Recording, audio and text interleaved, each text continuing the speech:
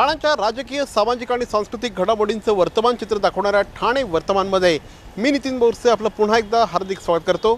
ठाणे महानगरपालिकेची आजची पहिलीच महासभा चांगलीच रंगली आणि ठाणे महानगरपालिकेच्या सभागृह नेतेपदी नरेश म्हस्के यांची निवड। या आणि इतर बातम्या मात्र एका छोट्याशा जाहिरातीनंतर।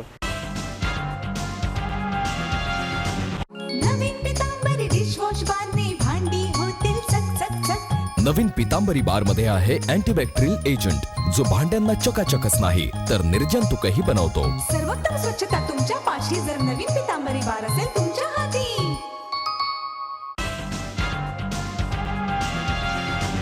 ठाणे महानगरपालिकेची निवडणुका संपल्यानंतर महापौरपदाची निवड झाल्यानंतर आज ठाणे महानगरपालिकेची पहिलीच महासभा आयोजित करण्यात आली होती। या महासभेला सर्व अधिकाऱ्यांनी, सर्व नगरसेवकांनी वेळेवर उपस्थित राहावं अशा प्रकारचं आवाहन महापौर सौ मीनाक्षी शिंदे यांनी केलं होतं। महापौरांच्या या आवाहनाला प्रतिसाद देत नगरसेवक त्याचप्रमाणे अधिकारी हे बरोबर दुपारी 2 वाजता ठाणे महानगरपालिकेच्या सभागृहामध्ये दाखल झाले। त्यामुळे महानगरपालिकेच्या इतिहासामध्ये एक प्रकारचा वेगळा पायंडा पडू पाहतो आहे असं म्हटल्यास वावगं ठरणार नाही। मात्र ज्यावेळेस महापौरांना थोडासा उशीर झाला त्यावेळेस सगळ्याच नगरसेवकांनी महापौरांना लवकर बोलवा अशा प्रकारची मागणी देखील सुरू केली।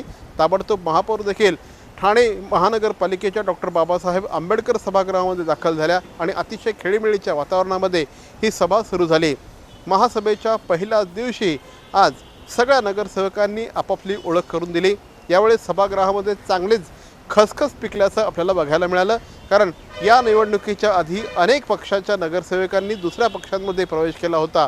त्यामुळे ज्यावेळेस आपली ओळख करून देत असताना नवीन पक्ष सांगताना नगरसेवकांची नाही म्हटलं तरी थोडीशी भंबेरी उडताना बघायचं चित्र या ठिकाणी बघायला मिळालं। एकंदरीतच पहिल्या दिवशी ठाणे महानगरपालिकेच्या या सभागृहामध्ये खेळीमेळीचं वातावरण तयार करण्याचा प्रयत्न झाला आणि कदाचित पुढची 5 वर्ष अशाच पद्धतीने खेळीमेळीच्या वातावरणामध्ये संपूर्ण कारभार व्हावा अशी अपेक्षा नगरसेवक देखील व्यक्त करत होते।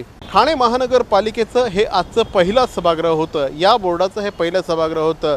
अनेक जुने चेहरे पुन्हा एकदा नव्याने या सभागृहामध्ये दाखल झाले होते। अशीच एक जोडी होती ती अशोक राऊळ आणि देवराम भोईर यांची। ही जोडी पुन्हा बघितल्यानंतर आज अनेकांनी त्यांचं अभिनंदन केलं। त्याचप्रमाणे प्रकाश बर्डे यांच्यासारखे नगरसेवक आज पुन्हा एकदा महानगरपालिकेच्या सभागृहामध्ये दाखल झाले होते। त्याचप्रमाणे अनेक नवीन चेहरे आज महानगरपालिकेच्या सभागृहामध्ये आले। त्यामुळे एक प्रकारे थोडंसं खेळीमेळीचं, थोडंसं स्वागताचं वातावरण आजच्या पहिल्या दिवशी दिसून आलं आणि अनेक ज्यांनी याआधी पराभवाची चव चाखली होती त्यांनी पुन्हा एकदा सभागृहामध्ये दाखल झाल्यानंतर आपल्या भावना देखील चांगल्या पद्धतीने व्यक्त केल्या होत्या। काही नवीन नगरसेवकांनी देखील स्वतःचा प्रभाव पाडण्याचा पहिल्या दिवशी प्रयत्न देखील केला। ठाणे महानगरपालिकेच्या सभागृह नेतेपदी शिवसेनेचे ज्येष्ठ नगरसेवक आणि जिल्हाप्रमुख श्री नरेश म्हस्के यांची निवड करण्यात आली आहे।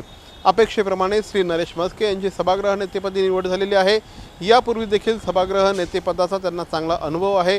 यापूर्वी ठाणे महानगरपालिकेच्या स्थायी समितीचं सभापतिपद देखील त्यांनी भूषवलं आहे। सर्व पक्षीय नगरसेवकांबरोबर असलेले मित्रत्वाचे संबंध, त्याचप्रमाणे ज्या वेळेस एखादी क्रिटिकल सिच्युएशन तयार होते त्या क्रिटिकल सिच्युएशनमध्ये ती सिच्युएशन हँडल करण्यासाठी जे फ्लोअर मॅनेजमेंट लागतं ते फ्लोअर मॅनेजमेंट करण्यामध्ये श्री नरेश म्हस्के हे चांगलेच एक्सपर्ट आहेत आणि त्यामुळेच नरेश म्हस्के यांची पुन्हा एकदा या सभागृह नेतेपदावर निवड झाली आहे असं मानलं जात आहे। एकंदरीतच नरेश म्हस्के यांची ठाणे महानगरपालिकेच्या सभागृह नेतेपदी निवड झाल्यानंतर आता स्थायी समिती सभापतीपदी कुणाची वर्णी लागते याकडे सगळ्यांचंच लक्ष आहे।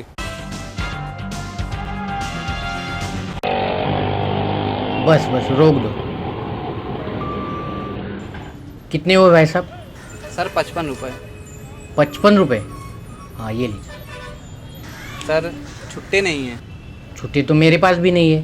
तो एक काम कीजिए सर, यूपीआई के किसी भी एप्लीकेशन से आप पे कर दीजिए।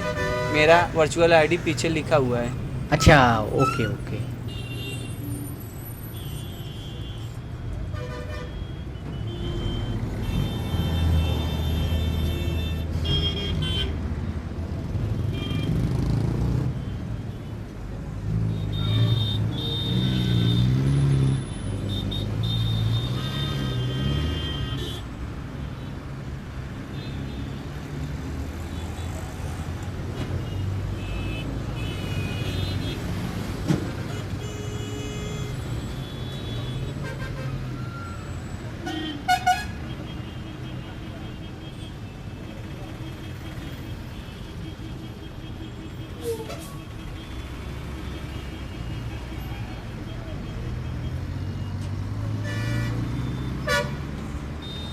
हम यूपीआई को सपोर्ट करते हैं। मेरा देश, मेरा देश, मेरा देश, मेरा देश बदल रहा है, आगे बढ़ रहा है। मरावे परी अवयव रूपी उरावे.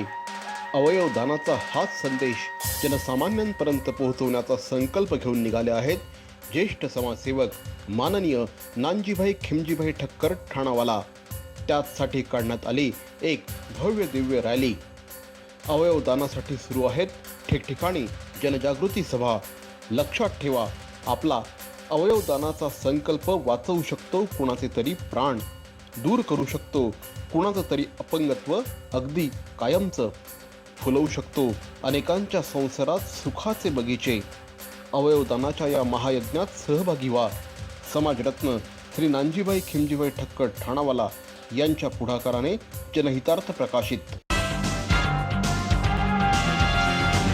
आगामी 28 तारखेला गुढीपाडवा साजरा होतो आहे. गुढीपाडव्याच्या निमित्ताने ठाणे शहरामध्ये दरवर्षी कौपनेश्वर सार्वजनिक न्यास या संस्थेच्या वतीने ठाणे शहरामध्ये नूतन वर्ष यात्रेत स्वागत यात्रेचं आयोजन करण्यात येतं. यंदा देखील अत्यंत दिमाखदार पद्धतीने या स्वागत यात्रेचं आयोजन करण्यात आलं असल्याची माहिती श्री सुधाकर वैद्य आणि श्री मुकेश सवला यांनी दिली आहे. यंदा अत्यंत दिमाखामध्ये ही संपूर्ण यात्रा निघणार आहे. नववर्ष स्वागत यात्रेच्या पूर्वसंध्येला ठाणे शहरातील तलावपाळीमध्ये विविध प्रकारच्या कार्यक्रमांचं आयोजन करण्यात आलं आहे. त्यामध्ये नृत्यधारा या कार्यक्रमांचं आयोजन करण्यात आलं आहे. त्याचप्रमाणे रिदमिक जिम्नॅस्टिक या कार्यक्रमाचं देखील आयोजन करण्यात आलं आहे. रात्री बरोबर 8 वाजता या ठिकाणी दीप प्रज्वलनाच्या कार्यक्रमाचं आयोजन करण्यात येणार आहे. महापौरांच्या हस्ते दीप प्रज्वलन होणार आहे. त्याचप्रमाणे 200हून अधिक महिला यंदा बाईक रॅलीमध्ये सहभागी होतील. 30पेक्षा जास्त चित्ररथ या ठिकाणी असतील अशी माहिती या पत्रकार परिषदेमध्ये देण्यात आली. शिवाजी महाराजांच्या पुतळ्याच्या समोर आपण एक पोवाड्याचा कार्यक्रम ठेवलेला आहे आणि हा पोवाडा अतिशय गाजलेला कलाकार उमप ह्यांच्यातर्फे सादर करण्यात येणार आहे आणि ते मला असं वाटतं ह्या वर्षीचं जास्त आकर्षण असेल. जास्तीत जास्त लोकांनी आम्हाला आर्थिक पण सहकार्य करावेत. असं नाही की आम्हाला 50,000 लाख रुपये द्या, आम्ही 100 रुपये पण घेतो, 50 पण घेतो आणि 10 रुपये पण घेतो. तसं जास्तीत जास्त लोकांनी आर्थिक सहकार्य करावा ही पण माझी एक नम्र विनंती आहे. पावसाळा जसजसा जवळ येऊ लागतो तसतशी ठाणे शहरामध्ये किंवा इतरत्र देखील मोठ्या प्रमाणामध्ये पाण्याची कमतरता भासू लागते. ही पाण्याची कमतरता भासू नये यासाठी सर्वसामान्य माणसांनी आता पाणी बचतीचा मंत्र देण्यासाठी ठाणे शहरामध्ये जलदौडीचं आयोजन करण्यात आलं होतं. ठाणे शहरातील खेवरा सर्कल परिसरामधून या जलदौडीला सुरुवात झाली होती. एकंदर 3 किलोमीटरची ही जलदौड होती. जिल्हाधिकारी श्री महेंद्र कल्याणकर यांच्या उपस्थितीमध्ये आज सकाळी हा कार्यक्रम संपन्न झाला. मोठ्या संख्येने ठाणेकर नागरिकांनी या संपूर्ण कार्यक्रमात सहभाग घेतला. बॅरॉन मेल स्टुडिओचा लग्नसराई धमाका 50% महासेल. किती? 50% महासेल. हो, कुठल्याही कपड्यांवर चक्क 50% ऑफ. बॅरॉन मेन स्टुडिओ ठाणेकरांच्या सेवेत पुन्हा एकदा नव्या रूपात नव्या रंगात. अधिक व्हरायटी आणि तत्पर सेवेसह Baron men studio. Ethnic mens वेअरचे भव्य showroom. Blazer suits, sherwani, Jodhpuri, Indo western, kurta suits, formal, party wear, shirts आणि ट्राउझर्सचे भव्य दुमजली शोरूम. बॅरॉन men studio. पुरुषांच्या खरेदीचा एक वेगळा अनुभव. चला तर मग वाट कसली बघताय, सहभागी होऊ बॅरॉनच्या 50% महासेल मध्ये. बॅरॉन मेन स्टुडिओ, आमंत्रण हॉटेल जवळ, जिल्हा परिषदेसमोर, स्टेशन रोड, ठाणे.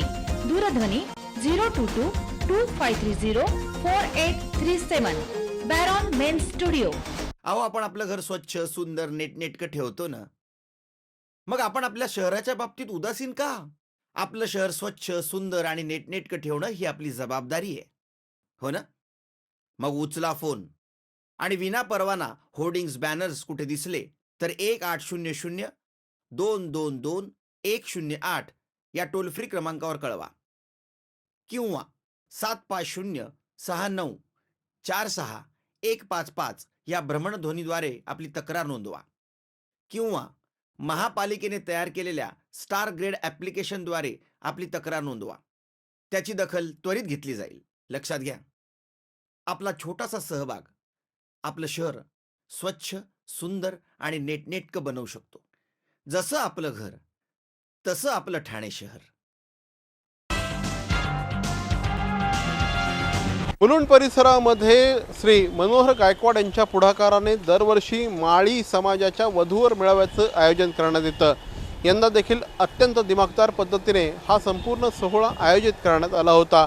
महाराष्ट्रभरातनं माळी समाजाचे वधूवर या ठिकाणी उपस्थित होते. या सगळ्या वधूवरांना आशीर्वाद देण्यासाठी त्यांचे पालक देखील यावेळेस उपस्थित होते. श्री मनोहर गायकवाड यांच्या पुढाकाराने गेल्या 53 वेळा अशा प्रकारचा मेळावा आयोजित करण्यात आला आहे. माळी समाजातील फुलमाळी, हळदी माळी, कासे माळी, चौकशी माळी, गांसे माळी, लोणारी माळी, हडके माळी, सावते माळी, लिंगायत माळी, पांचकळशी माळी, जिरे माळी इत्यादी माळी समाजातील प्रथम वधूवर तसंच घटस्फोटित, विधूर आणि अपंगांसाठी या मेळाव्याचं आयोजन करण्यात आल्याचं श्री मनोहर गायकवाड यांनी उपस्थितांना सांगितलं. महाराष्ट्राच्या विविध भागांमधून या ठिकाणी वधूवर उपस्थित होते अशी माहिती देखील श्री मनोहर गायकवाड यांनी दिली. एकूण 45 वर्षे मी काम करतो. 53 हा मेळावा आहे हा माझा.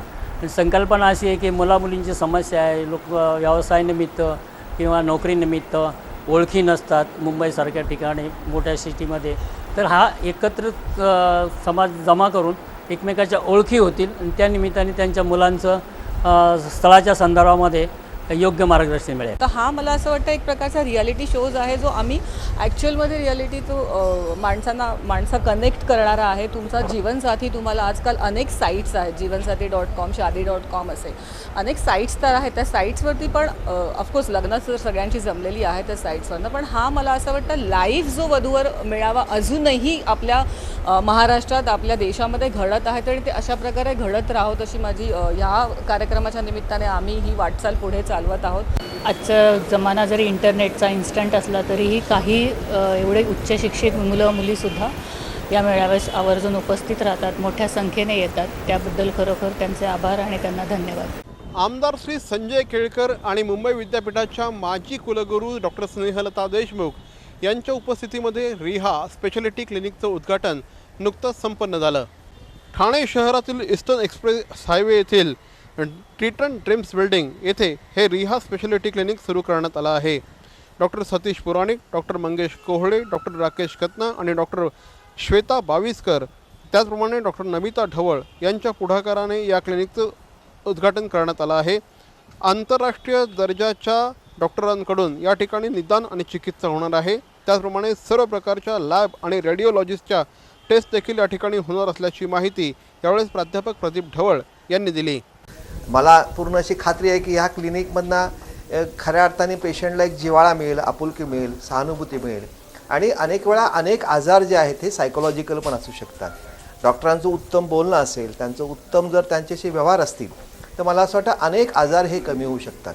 अलीकडच्या ज्या आजारांच्या आणि रुग्णांचे सगळे प्रकार आपण बघितल्यानंतर एक प्रकारची मानसिकता आपल्या सगळ्यामध्ये आली आहे की हा आजार कसा आपण याच्यातनं सगळं बाहेर येऊ ह्या चिंतेमध्ये असताना त्याला उत्तर हे क्लिनिक असेल अशी मला प्रामुख्याने ठाणेकरांना सांगावं असं वाटतं.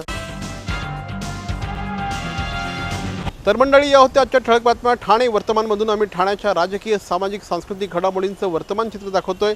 अर्थातच आपल्या सहकार्याची गरज आहे, तेव्हा आपल्या सूचना आणि समस्या आम्हाला जरूर कळवा. आमचा पत्ता ठाणे वर्तमान, Dadoji Konde stadium, shop number 16, खाटीन रोड, ठाणे पश्चिम. दूरध्वनी क्रमांक 9820939420. तर मग पुन्हा भेटू उद्या याच वेळी याच ठिकाणी ठाणे वर्तमानमध्ये. तोपर्यंत धन्यवाद. जय हिंद, जय महाराष्ट्र.